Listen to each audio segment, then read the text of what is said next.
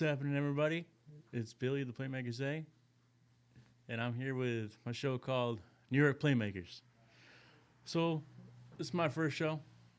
We'll be discussing just most recent moves that have been happening across the MLB and NFL when it comes to the New York Yankees, New York Mets, and the New York Giants and Jets and Buffalo Bills. So, I'll start off with the Giants. What just happened within the last hour or so. Daniel Jones was released. That was according to owner John Mara. That's a big deal. That's a really big deal. What could have happened is the Giants could have benched him for the remainder of the year and then let him go. They would have been out of $40 million. They would have been saved that. I think this way they still do that, even though they just cut him. Now, taking over for the quarterback is Tommy DeVito, or Drew Lock is still the backup. I would suggest still keeping Tommy DeVito in as a starter, keeping him in. He's done okay for us. He's done very much okay for the Giants for the time being. He's still a backup quarterback, and that's probably what he'll end up always being. Same thing with Drew Lock. There is no real good options out of New York right now. So you tank the rest of the season. You try to not win games, but lose them. To however you want to do this. Then you go and draft a quarterback, either this year or you tank the next year, tank the following year, and pick up Arch Manning. Now, Arch Manning, that would be an ideal quarterback situation, being that he's a Manning. Obviously, his uncles, Eli and Peyton Manning, and the grandfather, Archie Manning. It's a wishy-washy situation where you want the best out of the team, but you want to see where it's going to go. You really want to see where you're at the end of the season, how many losses you have, what draft pick you have. Because if you continue to tank this season, you don't win any more games, even any more interdivisional games. You don't. You tank. You lose. You're standing probably second or third draft pick, probably behind Carolina, who's God knows what at this point. So you do that, you tank the season. Then you follow up, see what best quarterbacks are out there throughout the draft class for 2025. That's what I would suggest you would be doing. Tanking, drafting for next year. Because Arch Manning, he may go to a different team, but again, he has the Manning name. He has those credentials. But do you really want to go down that route, waste another year?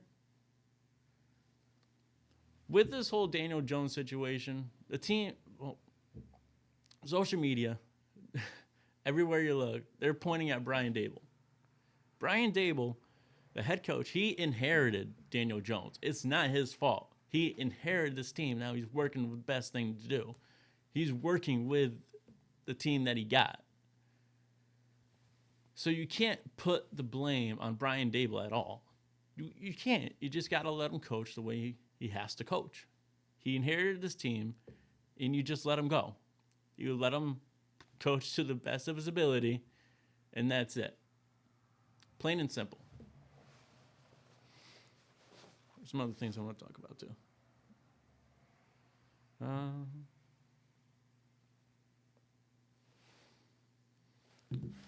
Now, the offensive line, with Daniel Jones' situation, the offensive line really needs to start pulling through.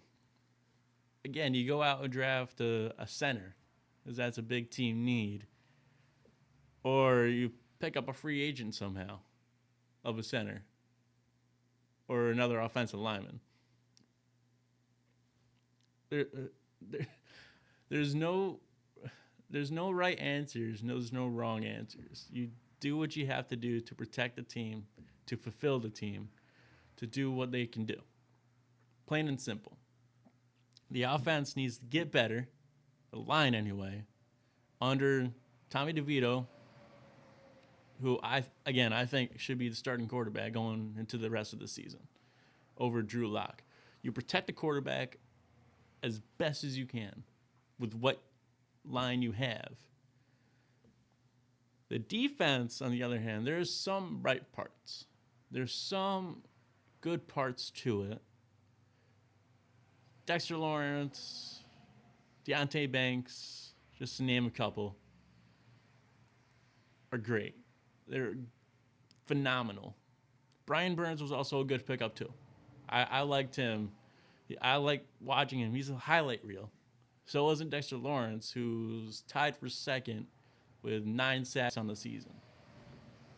Phenomenal. Great. Well, what else can you really do about that?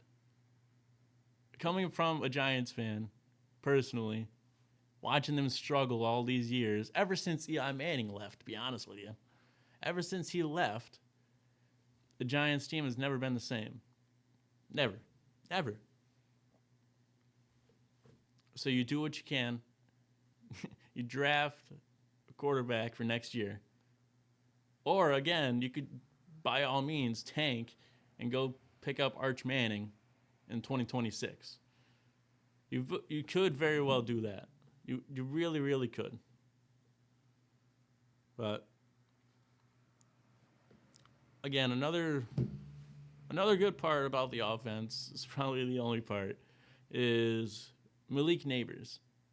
Malik Neighbors was a phenomenal draft pick. He is probably one of 3 bright spots of this Giants team. You got to lock him down after his contract's over. After his rookie contract, you need to lock him down. He should be a forever Giant. That's what you should do. Again, at this point, just tank the team. Just tank.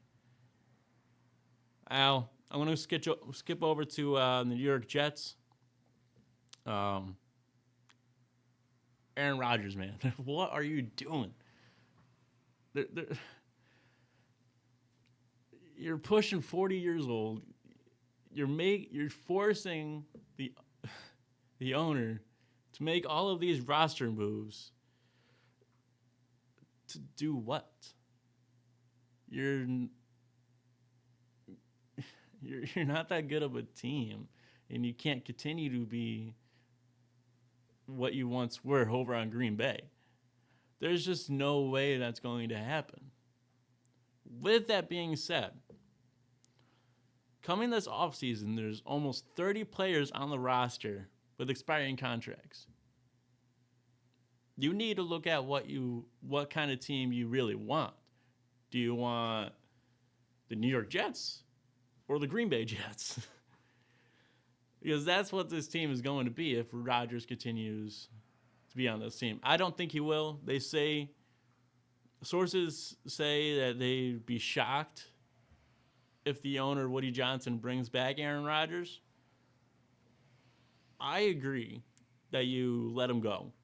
You need to let him go. He's old. He's way past his prime.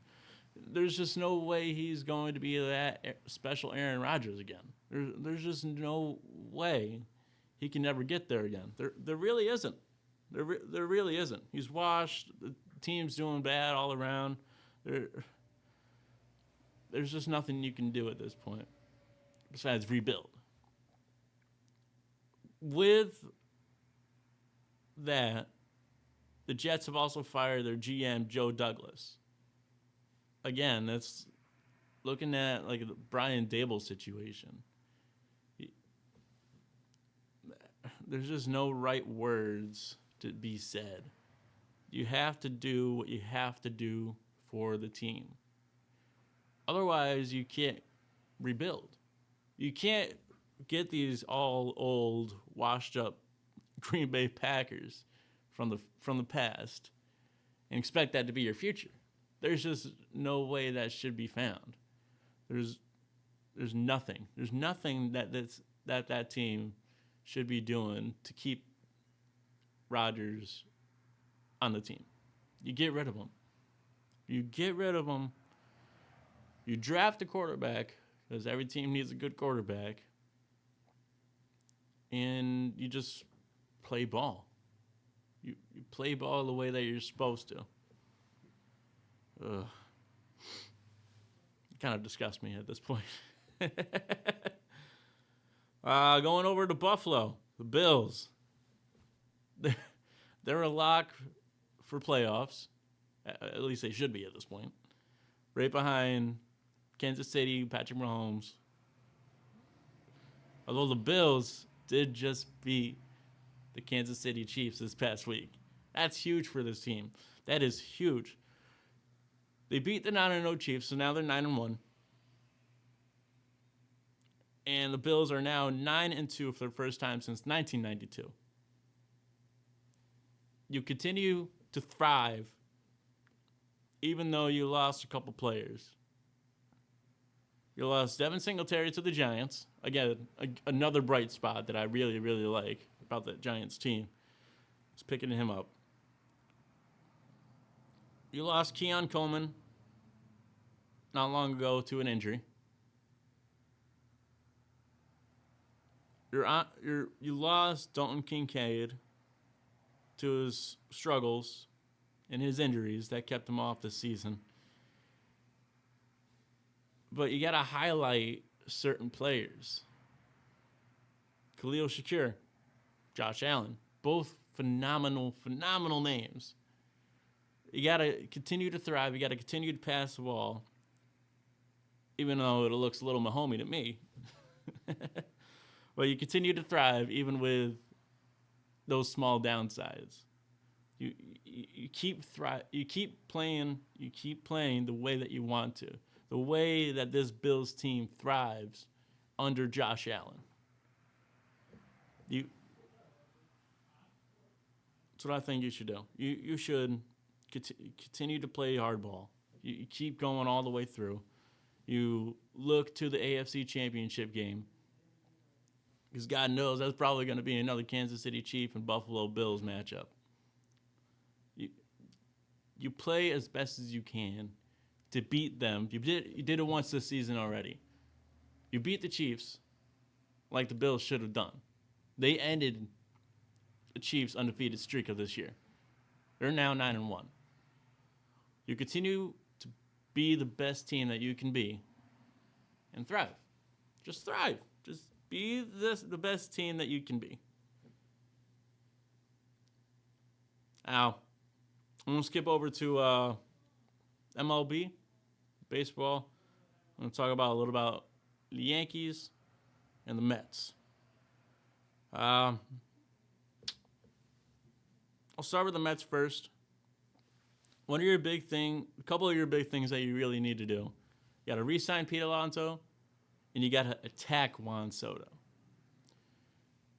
Now, with the Mets, the Yankees are also going to be the top teams to sign Juan Soto to whatever big-ass contract he's going to get. You attack him.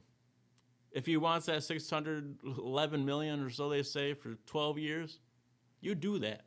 Juan Soto is a young player with all this skill that you look to for the rest of his career.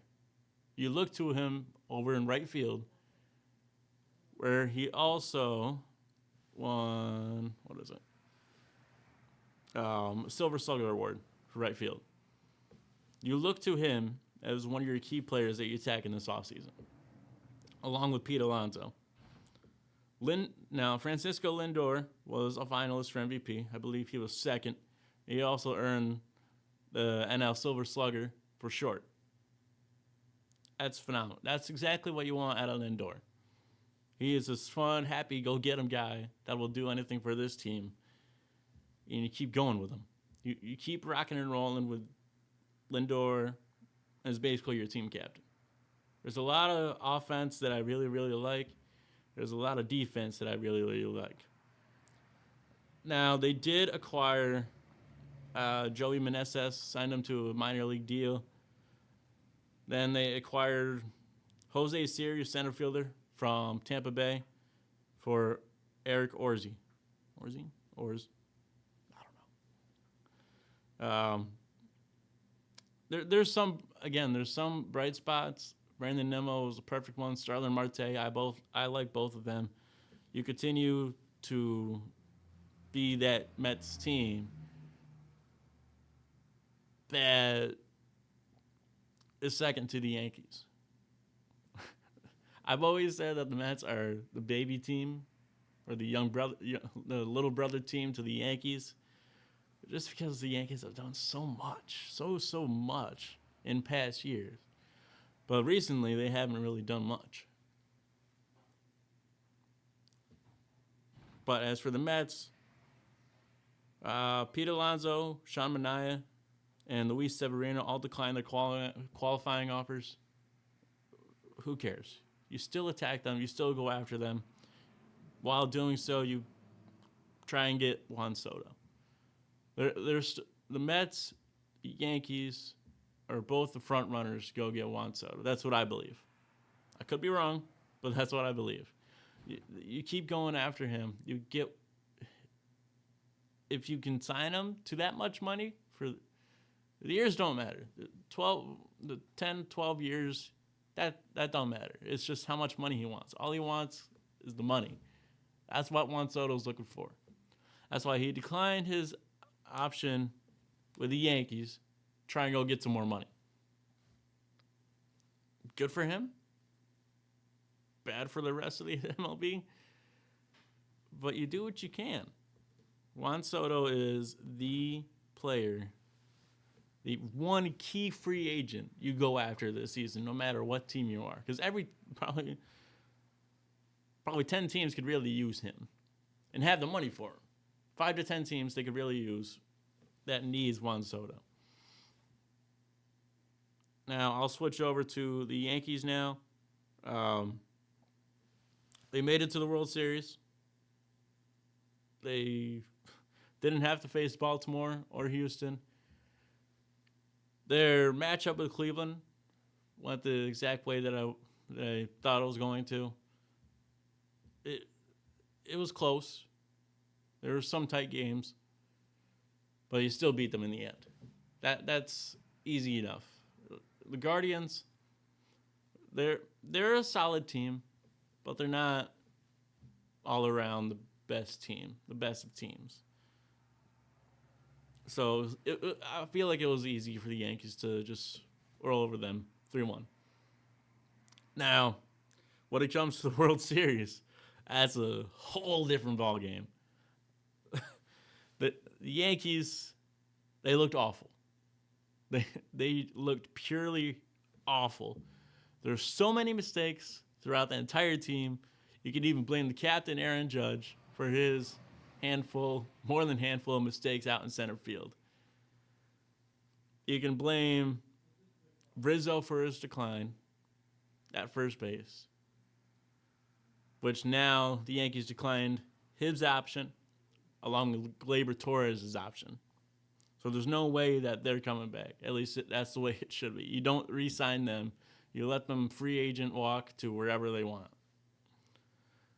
Now, Garrett Cole, he opted back in for this 4th year. For those that saw, he actually opted out of his contract at first, and then he opted right back in. Like it never even happened.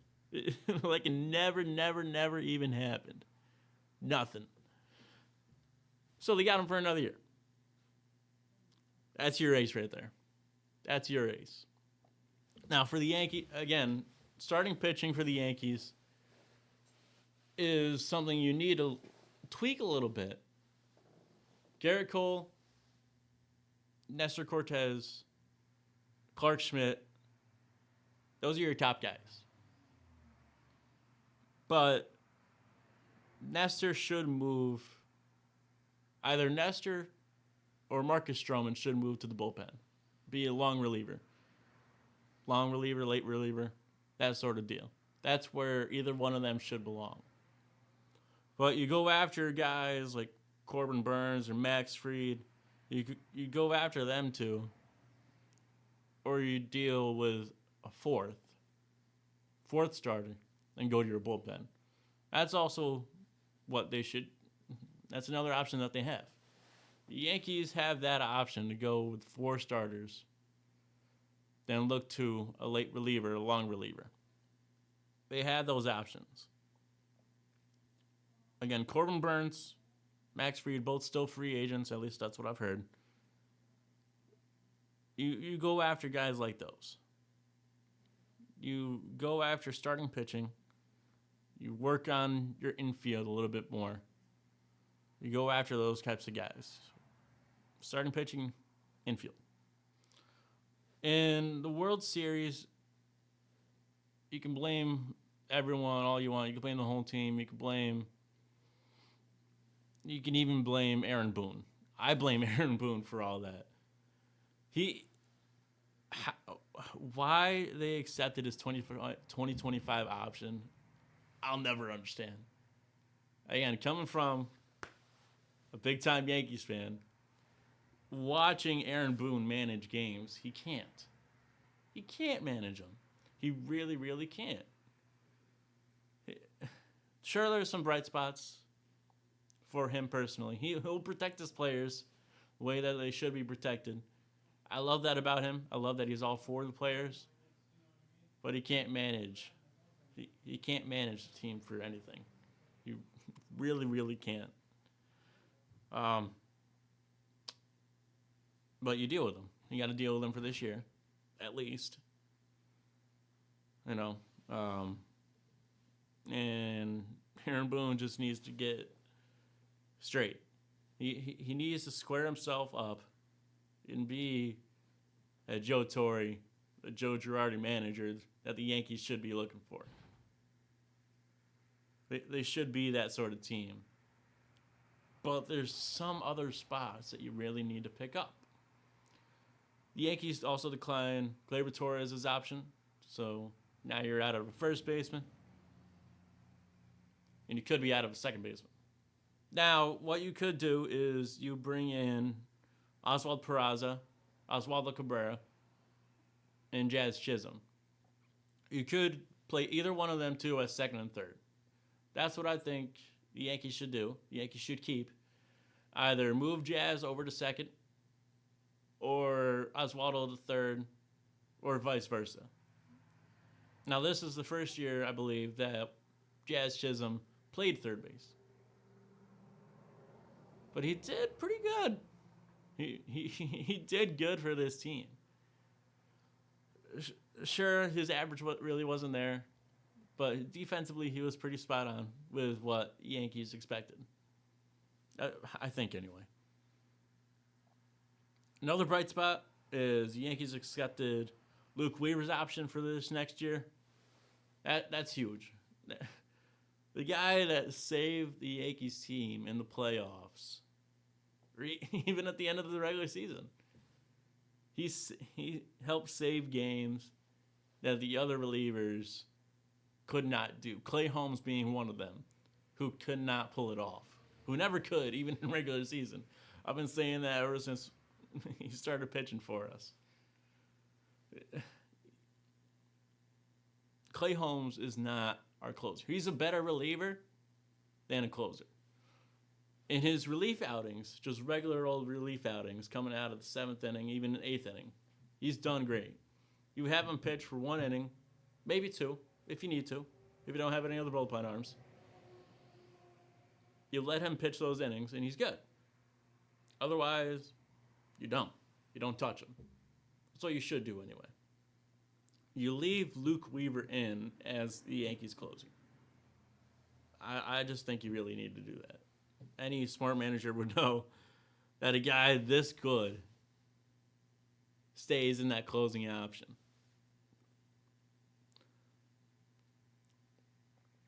With the Yankees declining Anthony Rizzo, what you could do is you go after Christian Walker, who's a little up there in age, but he's still a great player. You go after Christian Walker, maybe Ha-Seong Kim, who was in San Diego, or Gio Urshela. I've always liked him, especially when he was on the Yanks. But he's done pretty solid for all of his teams all around in Detroit, the Yankees, and all them. He's done good. He's just ideal. He's probably not your ideal first baseman, or even third base. But it would still be a good acquisition for him to pick up. I really think so. That's what you got options for first and third. You have some options. Luis Gil, another great rookie that the Yankees earned. In his rookie year, officially, he won AL Rookie of the Year. He won that award. He was the first Yankee since Aaron Judge of 2017 to earn that spot, to earn that Rookie of the Year. Great. He was all season. He was pretty lights out, but a mistake the Yankees should have learned from. You should have thrown Luis Gil in the playoffs. I don't understand why they didn't. I really don't. Sure, you have Garrett Cole, Clark Schmidt, but Nestor, why? Over Luis Gil? Seriously? No. There's no way in ways you should have thrown him.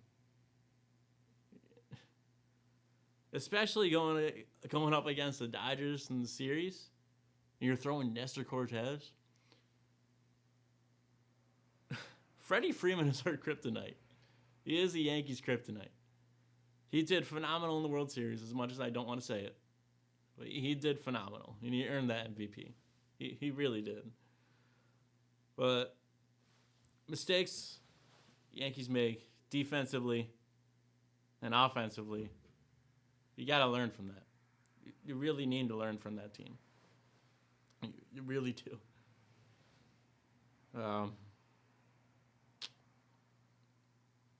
Well, as most of y'all have heard, those my Yankee fans out there, or Tampa Bay fans too. The Tampa Bay Stadium, it went bye-bye. It went adios, I'll see you later. The roof collapsed, and there was nothing really to it.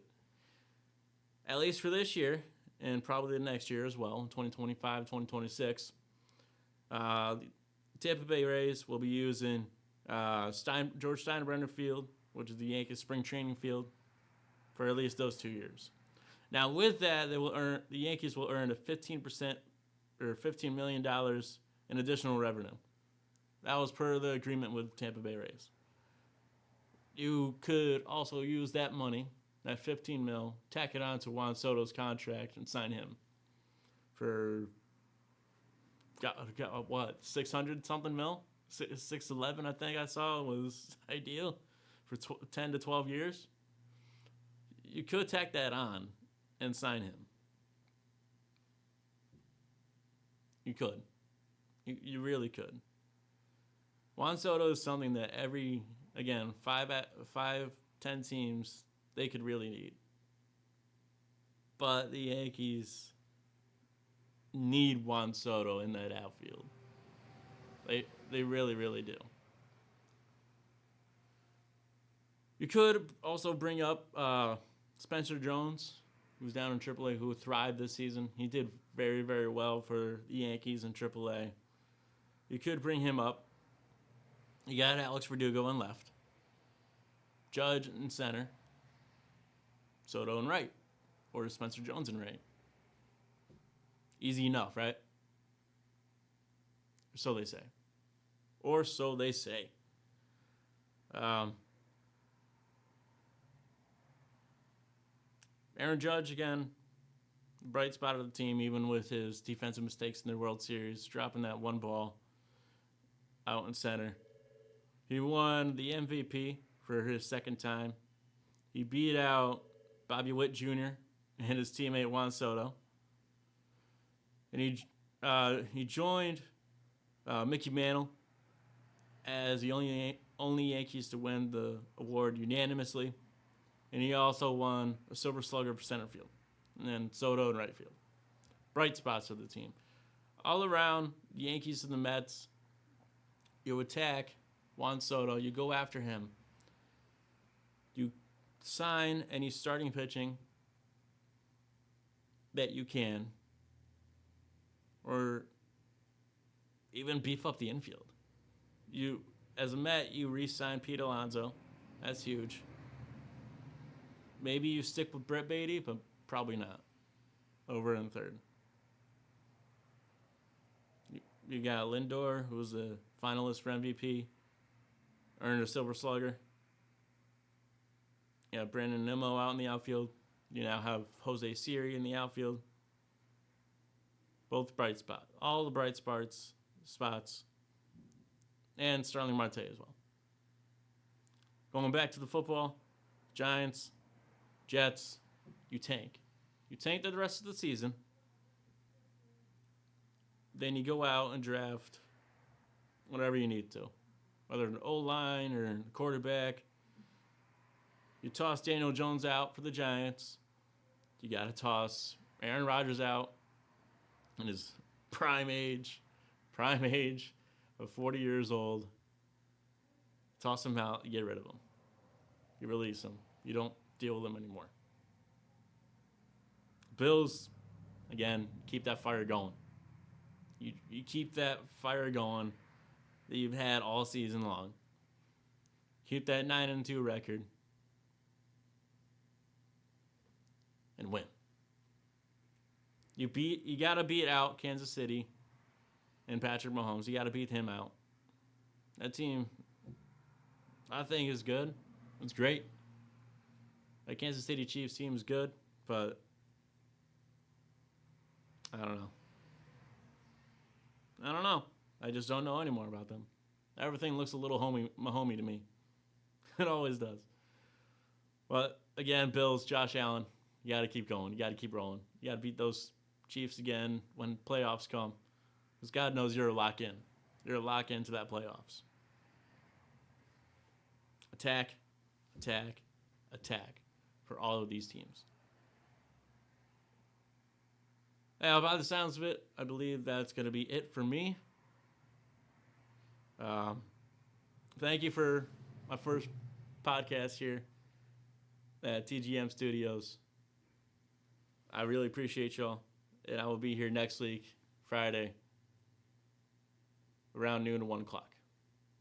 Thank you. Till next time.